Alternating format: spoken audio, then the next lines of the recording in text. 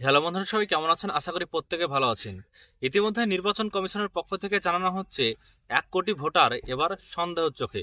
অর্থাৎ 1 কোটি voter linkage করেছে মা বাবা ছাড়াও অন্যান্য ব্যক্তিদের সঙ্গে তাদের ভোটার কার্ডের SIR form fill up linkage করা রয়েছে। এবং 13টা যে ডকুমেন্ট রয়েছে, অর্থাৎ 13টা নির্বাচন কমিশনের উল্লেখিত কাগজপত্রের মধ্যে যে কোনো একটা হিয়ারিংয়ে আপনাকে দেখাতে হবে। এই যে 13টার কাগজপত্র, এর মধ্যে কোনোটি কিন্তু তাদের সঙ্গে মিলছে না এবং 1 কোটি ভোটার এর আওতায় পড়েছে সন্দেহের মুখে। আজকের ভিডিওর মাধ্যমে আপনাদেরকে সেই বিষয়টি জানাবো। 1 কোটি ভোটার রয়েছেন যাদের 13টা ডকুমেন্টসের মধ্যে কোনো ডকুমেন্টসই তাদেরকে প্রমাণ করতে পারছেন না বা তাদের প্রমাণ হচ্ছে না। 13টা ডকুমেন্টসের মধ্যে কোনো ডকুমেন্টসই তাদের ক্ষেত্রে প্রযোজ্য হচ্ছে না।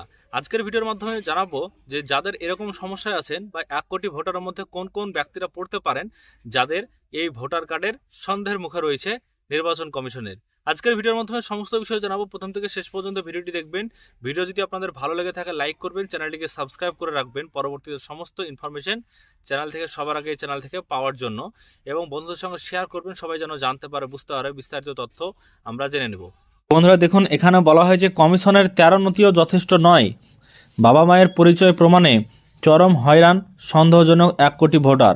অর্থাৎ 1 কোটি ভোটারকে এবার সন্দেহজনক বলে দাবি করছে কমিশন।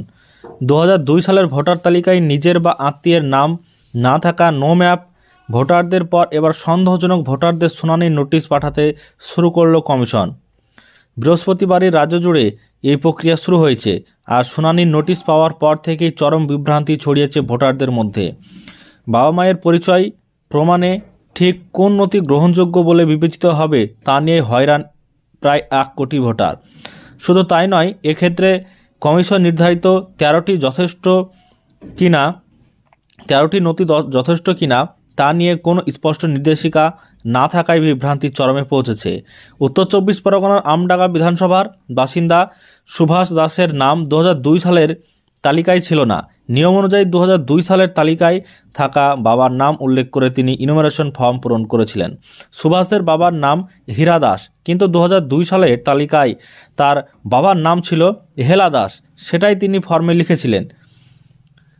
এখন তাকে সন্দেহজনক ভোটার হিসেবে চিহ্নিত করে নোটিশ পাঠিয়েছে কমিশন। সুভাষের দাবি, তার বার্থ সার্টিফিকেট বাবার নাম হীরা দাস। এখন সেই নথি কি শুনানিতে গ্রহণযোগ্য হবে? কারণ হীরা দাস ও হেলা দাস যে একই ব্যক্তি তা ওই বার্থ সার্টিফিকেট থেকে প্রমাণ হচ্ছে না। ফলে কমিশনের তালিকায় থাকা 13টি নথির মধ্যে বার্থ সার্টিফিকেটের উল্লেখ থাকলেও তা আদৌ কাজে লাগবে কি না তা নিয়ে চিন্তায় তিনি। একই জেলার সুমিত্রা দাসের অভিযোগ, 2002 সালের তালিকায় বাবার নামে গোলযোগ ছিল। বিএলওর পরামর্শ মতো ওই তালিকায় থাকা নাম উল্লেখ করেই ইনুমারেশন ফর্ম পূরণ করেছিলেন তিনিও শুনানির নোটিশ পেয়েছেন। সুমিত্রার অভিযোগ, তার কাছে মাধ্যমিকের অ্যাডমিট কার্ড, পাসপোর্ট ও জাতিগত শংসাপত্রের মতো কমিশন নির্ধারিত এমন কোনো নথি নেই যার মাধ্যমে তিনি প্রমাণ করতে পারেন ফর্মে উল্লিখিত ব্যক্তি তার বাবা। রেশন কার্ড, আধার কার্ড সবেতেই তার বাবার নামের উল্লেখ রয়েছে। এক্ষেত্রে কোন নথি গ্রহণযোগ্য? শুনানির নোটিশে এ বিষয়ে কিছুর উল্লেখ নেই। খসড়া তালিকা প্রকাশের পর 1,36,00,000 ভোটারকে সন্দেহভাজন হিসেবে চিহ্নিত করে নথি সংগ্রহ শুরু করেছিল কমিশন। জানা যাচ্ছে 30 লক্ষ ভোটারের নথি ইতিমধ্যে গ্রহণযোগ্য বলে বিবেচিত করেছে কমিশন। কিন্তু ফর্মে বাবা, মা, ঠাকুরদা, ঠাকুমার নাম উল্লেখ করে সন্দেহভাজন হিসেবে চিহ্নিত হওয়া সুভাষ বা সুমিত্রার মতো প্রায় 1 কোটি ভোটার এখন নথি পেশ নিয়ে দুশ্চিন্তায়। তো দেখুন, এখানে যে বিষয় আমরা পাচ্ছি, ইতিমধ্যে যে আপডেট আমরা পাচ্ছি সেখানে পরিষ্কার বুঝতে পারছি যে যাদের ছোটোখাটো ভুল ছিল, ধরুন যাদের টাইটেলের ভুল বা যাদের একটা আকার ওকারের ভুল ছিল এবং অন্য নাম তাদেরকে এখন হয়ে গেছে। তো এখানে দেখুন কিছুই না, এখানে দেখুন কটা এখানে ভুল। এখানে তো খুব সিম্পল একটা ভুল, সেটা হচ্ছে হীরা দাস আর হেলা দাস।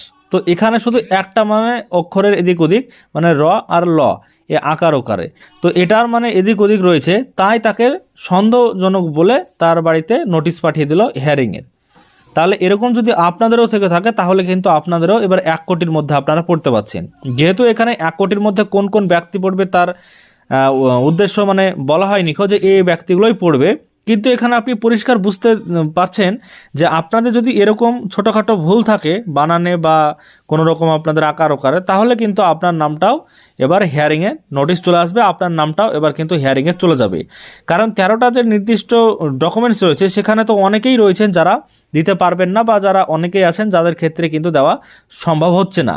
তাহলে তাদের কি হবে, আদৌ এই বিষয়ে কি হবে এখনও অনিশ্চিত রয়েছে। পরবর্তীতে আপডেট পেলে আমরা অবশ্যই আপনাদেরকে এই বিষয়ে জানাবো। বন্ধুরা, আজকের এই ভিডিওর মাধ্যমে আমি আপনাদেরকে জানিয়ে দিলাম পরিষ্কারভাবে যে 1 কোটি ভোটার রয়েছেন, কোন কোন ভোটার যাদের 13টা ডকুমেন্টের মধ্যে কোনো ডকুমেন্টই তারা প্রমাণ করতে পারছেন না, এবং নির্বাচন কমিশনের উল্লেখিত কাগজপত্র দিয়ে কোনোভাবেই তারা প্রমাণ করতে পারছেন না যে ব্যক্তিকে লিঙ্কেজ করেছেন সেই ব্যক্তির সাথে কোনো সম্পর্ক আছে।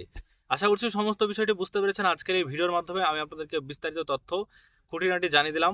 আজকের ভিডিও যদি ভালো লাগে লাইক করবেন, চ্যানেলটিকে সাবস্ক্রাইব করে পাশে থাকবেন পরবর্তীতে সমস্ত ইনফরমেশন পাওয়ার জন্য।